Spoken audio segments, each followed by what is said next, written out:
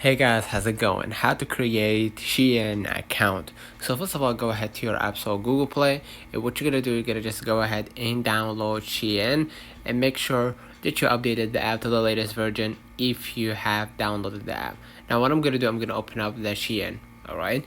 And basically what you're gonna do, you're gonna just go ahead and you're gonna be able to see the shopping center, and you're gonna be able to see the interface and all that. Okay, basically I'm gonna enter my location and everything, and you're gonna be able to see right here the prices, right?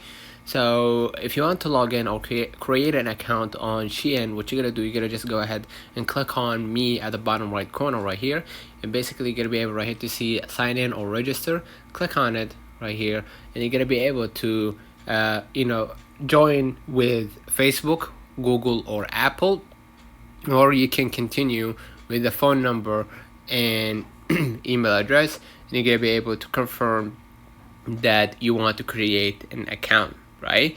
Or you can just use one of those tools, the Google, Facebook, or Apple, and that will make it much easier to create an account for Shein. It's pretty simple actually. You don't need extra steps except adding your address and all that. Let me know in the comments if this video helped you.